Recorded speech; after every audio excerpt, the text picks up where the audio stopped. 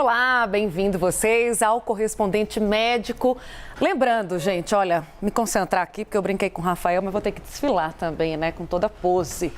E até lá eu vou contando para vocês já sabem, é claro, mas vamos lá, gente, participar do Correspondente Médico usando a hashtag Correspondente Médico, que é o nome do quadro, lá no Twitter ou pelo Instagram da CNN Brasil. Vocês podem participar, mandar dúvidas, sugestões também, não é, doutor Fernando Gomes? Conta para mim, o senhor que está habituado. Exatamente, você sempre manda a sua solicitação, a sua pergunta, a sua questão e a gente responde aqui trazendo informações atuais sobre medicina, ciência e tudo que tem de novo no pedaço. Olha, doutor Fernando Gomes, a gente vai falar hoje sobre um assunto, eu confesso para você, eu não conhecia esse animal. Fui buscar, né? Vamos falar sobre ataques de animais, né? E o perigo disso para a saúde, é claro. Mas esse animal específico eu não conhecia, o tal do peixe-leão. E eu falo que eu não conhecia porque eu sou do Nordeste, sou do litoral, sempre que eu posso, eu falo isso, né? Para valorizar o meu povo, mas nunca vi esse tal desse peixe-leão. Fui pesquisar, é uma graça. Mas é peçonhento, né? Então, gente, teve um caso que assustou muita gente lá no litoral do Ceará essa semana. Foi um pescador que pisou nessa espécie, o chamado peixe-leão. É um animal venenoso que ataca as presas com espinhos.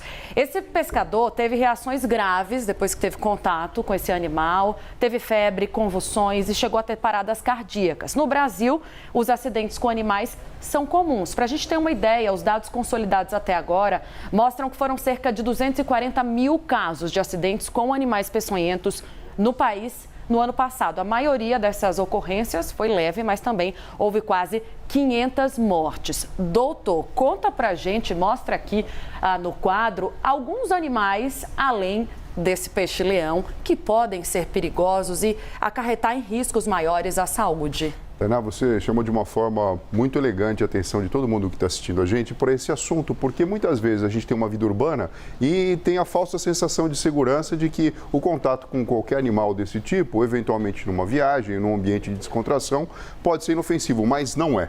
Água-viva e caravela representa um perigo. Esse você conhece. Aranha e escorpião, muito explorado, né, nos filmes, até de ficção científica, da mesma maneira as serpentes. Quando a gente fala de cobra, enfim, todo mundo sabe que existe um perigo lá. Por sorte, a grande maioria não é venenosa, mas, de qualquer maneira, os acidentes podem ser bastante graves. Arraias, ouriços do mar e até mesmo, acredite, taturanas de jardim podem ser complicados. Doutor, esse aqui conheço bem, viu? Quando eu era criança, a maré estava baixa, a gente ia caminhar nas pedras e acabava encontrando os ouriços no meio do caminho, depois tinha que tirar os espinhos. Mas tem um risco maior para a saúde? Pode existir o risco porque pode existir a inoculação de substâncias que vão alterar o funcionamento do corpo físico. O que a gente precisa entender, Tainá, é que assim, na natureza, todos tentam se defender. De alguma maneira, a gente tenta sempre preservar a própria integridade da nossa espécie. E uma maneira natural dos animais fazerem isso é através de, muitas vezes, a existência de substâncias que fazem com que a sua integridade seja preservada. E a água-viva queima a pele. Também já fui vítima. É bem comum que fica ali na margem, né? A água do mar expele e fica ali logo na areia, né? Quando você vai entrar, às vezes, correndo, animado para ir dar um mergulho, pisa na Sim, é uma coisa que dá uma informação visual bonita, né? Interessante. É linda. E muitas vezes a gente precisa deixar as crianças bastante atentas em relação a isso, porque elas ficam ali meio disponíveis. Se elas estão desavisadas, podem, na verdade, ter um acidente que pode ser evitado se você orienta, né? A verdade não é amedrontar, mas orientar a todo mundo.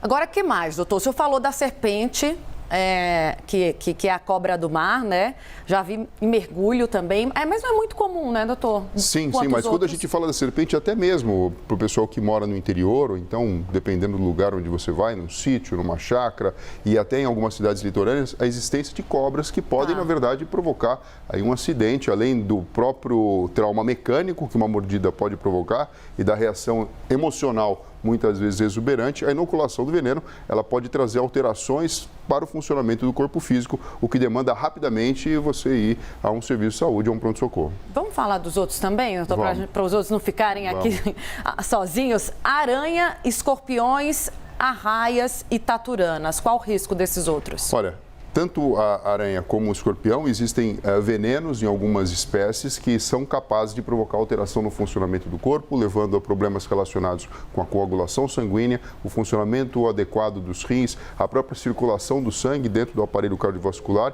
e até mesmo alterações relacionadas com o funcionamento do sistema nervoso. Assim que existe um acidente, o mais importante aqui é você proceder a uma higiene local.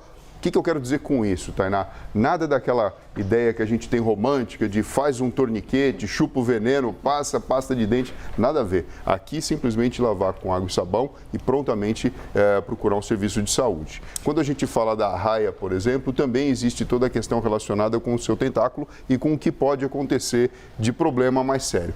Diferente, na verdade, tem muito pouca coisa. Você teve um acidente e precisa procurar um serviço de saúde e fazer a limpeza local. O que, na verdade, às vezes chama atenção é que os animais que são de origem marinha, muitas vezes, se você vai lavar com água doce, isso pode provocar um desconforto e nem sempre é necessariamente recomendado. Até mesmo para você tirar uma água-viva, algum tentáculo de perto. Eu não vou contar o que recomendam.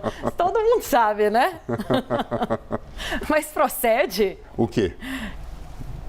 Não, você tem que tomar cuidado com isso, sobretudo usar água morna e até mesmo, na verdade, morna, isso. Gente. E até mesmo, por exemplo, vinagre ou água do mar para você conseguir proceder à sua retirada com cuidado. E principalmente quando a gente fala dos tentáculos, existe uma resposta natural nossa de naturalmente tentar retirar com a mão. Você vai aumentar o problema. Então essa mão deve estar protegida para que você possa fazer a remoção do que gruda. Exatamente. Em relação às taturanas, tomar cuidado com o jardim. A gente sabe que quem gosta de natureza, isso é muito bom e lida, por exemplo, com plantas, mesmo que sejam ornamentais, pode existir a presença da taturana. Então, colocar proteção nas mãos e muitas vezes uma queimadura desse tipo pode provocar alterações que são, além de desconfortáveis, graves para a saúde e demanda você procurar um serviço de saúde também, Tainá. Agora, como é que a gente descobre se o animal é venenoso ou não? Na dúvida, o que fazer? Isso é muito difícil. Isso a gente acaba falando como se fala no direito, né? Pro réu. Não dá para correr no Google, né? Depois que é atacado. É um animal diferente do que você está habituado. Provocou um ferimento que está levando a desconforto. Então, assim, você não sabe. Procurar um serviço de saúde é a melhor maneira. E, principalmente, não demorar. Crianças, principalmente, Tainá. Porque o adulto, a gente percebe quando um animal fugiu do nosso controle, é uma coisa diferente. Não é uma formiga, não é um pernilongo, você percebeu que está diferente do normal. Mas a criança, muitas vezes, na sua inocência, ela classifica tudo como bichinho. E se a dor ou o desconforto não for muito grande frente à brincadeira que está acontecendo, ela deixa o tempo passar. Isso aqui eu falo principalmente em relação ao escorpião, que existe aqui, inclusive, no ambiente urbano, na periferia, e demanda uma atenção especial. Lembrando que, em alguns casos, até é necessário a utilização do soro específico chamado soro anti-escorpiônico. Doutor, agora a gente tem outra tela também que vai trazer animais peçonhentos que mais causam acidentes com humanos no Brasil e mais causaram acidentes no ano passado.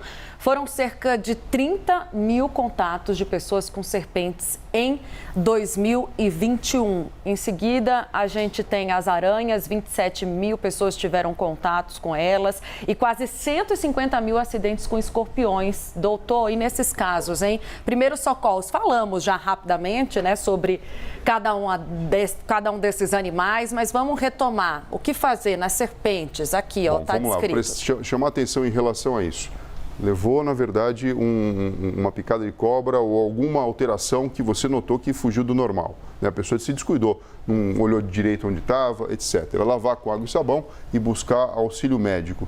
A grande maioria das cobras, elas não são venenosas, mas se você puder levar a cobra no local, é lógico que isso facilita na hora de você escolher o soro antiofídico que venha a ser necessário, porque varia de gênero para gênero, mas hoje em dia todo mundo tem um telefone celular, se puder tirar uma foto, isso facilita na hora do atendimento médico. Aranha e escorpião, a mesma coisa, né? Fazer compressa com água morna ajuda a aliviar os sintomas. Então, tanto aqui como aqui fica a dica do torniquete, não fazer torniquete, não levar a boca para tentar chupar e tentar tirar veneno, que isso não tem nada a ver, e buscar auxílio médico também.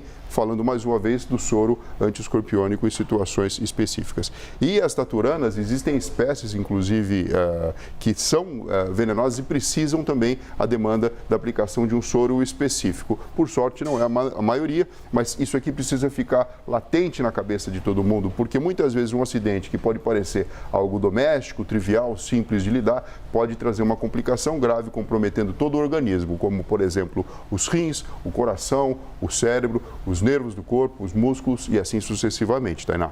Tá certo. Obrigada, doutor Fernando Gomes, com todas essas explicações preciosas sobre os animais peçonhentos. E agora vocês já sabem o que fazer se um deles aparecer aí na sua frente ou se vocês forem atacados. Espero que não.